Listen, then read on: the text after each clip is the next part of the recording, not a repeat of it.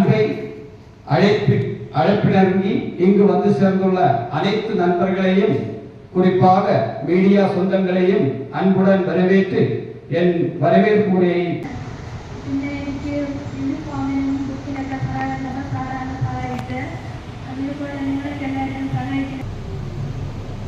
Okay.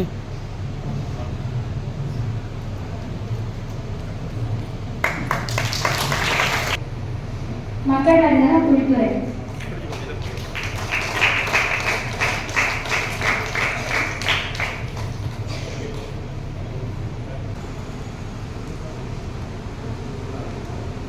அடுத்ததாக Sneha S 9ஆம் கிருஷ்ணன் 10ஆம் வகுப்பு இளைஞர் மக்கள் அதிகாரம் Thiruvithamcode. Archana S P 9th standard food taking மக்கள். ஆதிராஜி எஸ் 9ஆம் வகுப்பு உண்ணாமலை.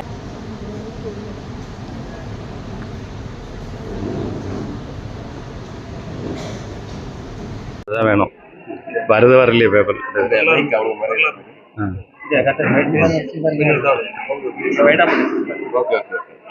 நம்முடைய பாரத பிரதமர் மரியாதைக்குரிய நரேந்திர மோடிஜி அவர்கள்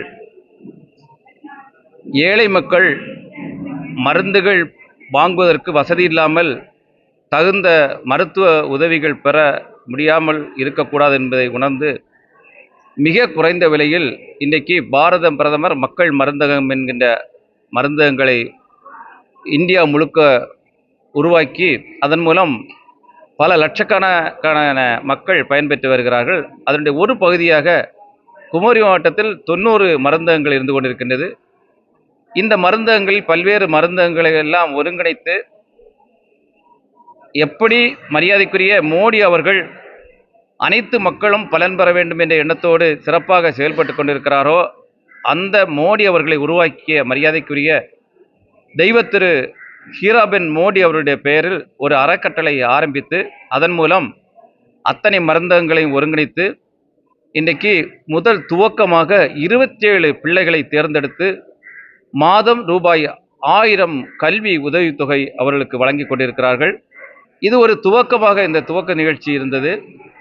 வருகின்ற காலகட்டத்தில் 1000க்கும் மேற்பட்ட பிள்ளைகளை படிக்க வைக்க வேண்டும் என்ற எண்ணத்தோடு அம்மாவன் குரூப் என்று சொல்லக்கூடிய அளவிற்கு இந்த மக்கள் மருந்தகங்களை மிக அதிகமாக ஆர்வத்தோடு கிராம பகுதிகளுக்கெல்லாம் கொண்டு சென்றக்கூடிய அளவிற்கு ஒரு மிகப்பெரிய ஒரு இயக்கமாக மாற்றி மரியாதைக்குரிய விஜயகுமார் அவர்கள் செய்து கொண்டிருக்கிறார்கள். அவருடைய தலைமையில் இன்றைக்கு 27 பேர்கள் துவக்க நிகழ்வு நடைபெற்று கொண்டிருக்கின்றது. இது இன்னும் ஒரு காலகட்டத்தில் ஆயிரக்கணக்கான பிள்ளைகள் படிப்பதற்கு ஒரு வசதியை உருவாக்கக்கூடிய சூழ்நிலை வந்து கொண்டிருக்கிறது. மிக பெரிய நல்ல ஒரு துவக்க நிகழ்ச்சி, நல்ல ஒரு துவக்கம் என்று சொல்லும்போது இதன் மூலம் பிள்ளைகள் மாணவர்கள் பலன் பெற வேண்டும் என்ற எண்ணம், அதே போல மக்கள் மருந்தகங்களும் மக்கள் மத்தியில் கொண்டு சேர வேண்டும், அதுதான் அவருடைய தலையாய கடமையாக இருந்து கொண்டிருக்கிறது. 5 காசு ஸ்வீட்டு 5 காசு தான் இருக்கும். அதை ஒரு கில்ட்ரி பேப்பரில் சுற்றும் போது 2 ரூபான்னு விற்பாங்க.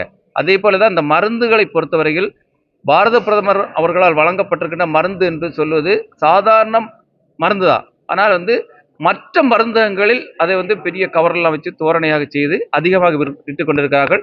ஆக மருந்து ஒரே மருந்து தான் என்பதை மக்கள் மத்தியில் மிக சிறப்பாக கொண்டு சேர்த்திருக்கிறார்கள். மனப்பூர்வமாக வாழ்த்துகிறேன்.